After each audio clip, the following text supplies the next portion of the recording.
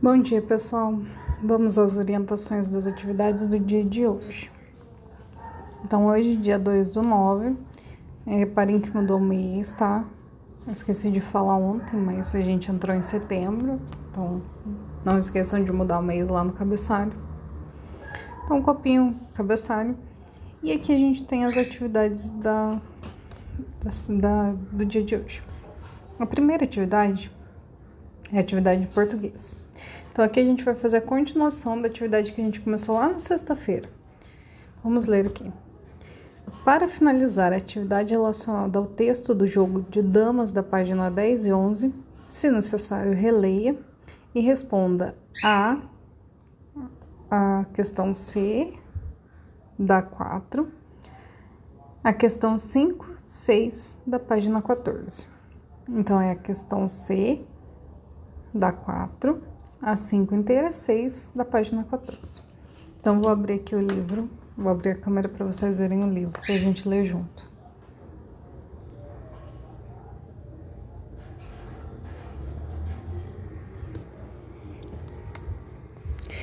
Então, é essa página aqui, página 14. Aqui é a continuação da 4 que vocês fizeram ontem. Vocês fizeram a B ontem. E aqui é a C, que daí eu não coloquei para não ficar muito confuso, mas daí hoje vocês façam. É a mesma ideia da outra atividade, das outras duas que vocês fizeram aqui. Vocês marcaram a certa, né? A certa da A, a certa da B. Aqui é a mesma coisa. A gente vai ler isso daqui e vocês vão ver qual que é a certa e marcar, ou com X, ou pintar, seja como for. Então, aqui, o texto Jogo de Damas é instrucional por quê? Porque faz um convite, diverte o leitor ou ensina a fazer algo. Então, vocês vão ver qual dessas três está certa e colocar a alternativa que vocês julgarem correta. 5. Corrige as afirmações a seguir. É possível aprender como se joga jogo de damas lendo apenas uma parte das regras? Então, na ideia de vocês, é possível entender o jogo de damas só lendo parte da regra? Se vocês voltarem aqui no texto, leem só um pedaço do texto, vocês vão conseguir entender? Pensa aí e responde. B. Uma pessoa que não conhece o jogo poderia entender as regras sem as ilustrações? Então, sem os desenhos aqui do lado, que são as ilustrações. Sem esses desenhos, seria possível uma pessoa que nunca viu esse jogo, que não conhece esse jogo, aprender a jogar? Então, vocês vão pensar e colocar a resposta de vocês aqui. 6. Responda. A.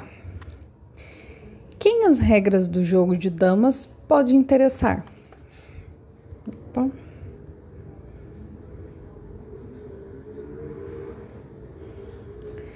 Então, a quem que as regras do jogo pode interessar? Na ideia de vocês. Pensa aí e coloca para quem que vocês acham que interessa. B. É importante ler as regras na sequência em que estão apresentadas? Se sim, por quê? Ou se não, também por quê? Então, são duas perguntinhas. Vocês vão dizer se é importante ler na sequência ou não e depois dizer o porquê que vocês acham que não. A 7 a gente não vai fazer porque ela seria para fazer em grupo e não tem como. Então, a 7 deixa de fora, tá? É só até a 6. A próxima atividade, vamos ver lá, é a atividade de matemática. Então, vamos ler o que está escrito aqui. A atividade de hoje é analisar o gráfico da página 36 e responder as questões A, B, C, D, E e F. Então, são todas essas questõezinhas aqui minúsculas que a gente vai responder. Então, vou abrir aqui a câmera novamente para mostrar o livro para vocês.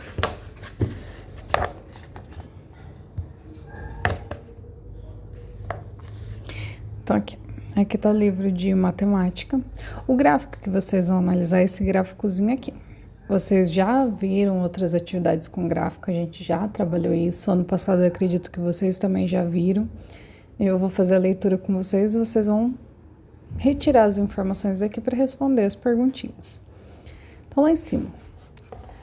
Marina encontrou vários colegas da escola no Circo Maravilha. Ela sugeriu fazer uma votação sobre a atração preferida de cada um. A professora Leila concordou e pediu que representasse o resultado em um gráfico de colunas, que é esse gráfico aqui.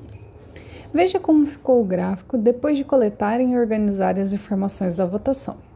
Então, esse daqui é o jeito que ficou o gráfico depois de organizarem as informações que foram coletadas. Agora vamos ler as perguntas. A. Quantas crianças preferiram a apresentação do mágico? Então, vocês vão olhar aqui no gráfico e descobrir quantas crianças, eu não vou falar agora, eu vou falar só na correção, quantas crianças preferiram a apresentação do mágico. Tentem fazer. Nem que não esteja certa, mas tentem fazer, tá? Usa a cabecinha de vocês aí para pensar numa resposta. Depois, na correção, vocês verificam se está certo ou não. B. Quantas votaram no número dos malabaristas? C. Quantos votos recebeu a apresentação dos palhaços? D. Quantas crianças preferiram a apresentação dos trapezistas? E. Houve algum empate na votação? Qual? Então, se houve algum empate, vocês vão analisar e dizer qual foi o empate. Entre quais, né? F. Quantos alunos participaram da votação? Então, são até F as perguntinhas. Era isso que tinha para matemática. Agora vamos ver a próxima. Próxima é de geografia. Aqui embaixo. Para continuarmos nossos estudos, agora vamos ver as diferenças entre as cidades trabalhadas no livro da página 110 e responder a questão número 1, depois analisar a visão da cidade vista do alto e sua planta, que está na página 111, e responder a questão 1 também da página, só que daí da página 111. Então, são duas atividades. Uma da página 110, outra da página 111. Então, vou abrir e ler rapidinho com vocês e vocês vão tentar responder sozinhos.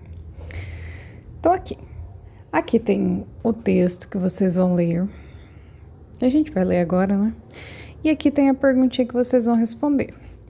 Aí, aqui do outro lado, na página 111, também tem mais um pedacinho de texto, 2 imagens e a questão 1 aqui para responder. São 2 questões, apesar das duas terem o mesmo número, né? Vamos começar lá em cima. A diferença entre as cidades. As cidades têm características comuns entre si, mas uma não é igual à outra. Elas se diferenciam, por exemplo, em função da localização, tamanho, número de habitantes, forma e idade das construções e problemas que cada uma apresenta. Veja alguns exemplos a seguir. Então, daí aqui embaixo tem algumas imagens. Vamos ler o que está escrito embaixo. Na parte inferior da foto, na cidade, predominam casas térreas, às margens do rio Preguiças, em Barreirinhas, Maranhão, foto de 2015. A foto B. João Pessoa, na Paraíba, é um exemplo de grande cidade litorânea, com diversas praias. Foto de 2016. A foto C. Muitas cidades brasileiras representam problemas como os retratados na foto. Rua sem asfalto e esgoto a céu aberto. Petrolina, Pernambuco, foto de 2016. E daí a gente tem a perguntinha aqui embaixo. Como você descreveria as características das paisagens urbanas retratadas acima? Algumas dessas paisagens é semelhante ao lugar onde você vive? Essa última parte, claro, não vai dar para fazer, né? Mas, enfim. Parte de cima, sim. Então, são 2 coisas que vocês vão ter que fazer, analisar. A primeira é olhar as imagens, as paisagens e descrever as características dessas paisagens. E a segunda é ver se tem alguma semelhança com o lugar onde você vive. Se alguma delas tem alguma semelhança e quais semelhanças, né? Vamos para a página 111. Vamos ler aqui em cima primeiro. Representações. A cidade vista do alto.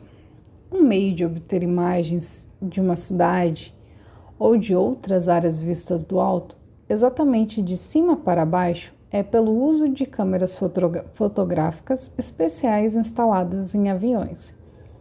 As fotos assim obtidas são chamadas fotos aéreas. Elas podem ser utilizadas na elaboração de plantas, que são mapas bastante detalhados. Compare abaixo uma foto aérea e uma planta com sua respectiva legenda. Então, essa daqui, que é mais real, é uma foto aérea do trecho de São Bernardo do Campo, em São Paulo, em 2014. Essa daqui é uma planta de uma área de São Bernardo do Campo, de São Paulo, 2014. Ou seja, a mesma época, mesmo lugar. Só que aqui é uma planta. Então, tem as ruas desenhadas e tal, mas não tem as imagens das casinhas igual tem ali, né? Aqui tá escrito, planta elaborada com base na foto do trecho de São Bernardo do Campo, São Paulo, em 2014. Então, esse mapa, ele foi baseado nessa foto. Então, a pessoa que faz mapa, ela olhou essa foto e a partir dessa foto criou esse mapinha aqui. Vamos ler a questão. 1. Agora, elabore um desenho como se fosse uma planta. Coloque uma folha de papel vegetal, não precisa ser vegetal, tá, gente? Sobre a foto aérea e copie detalhes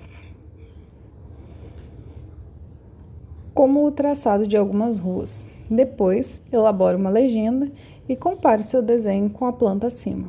Então, vocês vão colocar uma folha do caderno, ela é bem fininha, vocês já vão conseguir enxergar. Não precisa ser papel vegetal. E daí, vocês vão passar o lápis nos traçados que aparecerem mais marcantes na folha de vocês. E depois, vocês comparem para ver como ficou, se ficou igual. E claro, me enviem. Bom, essa foi a última atividade de hoje. Então, até amanhã.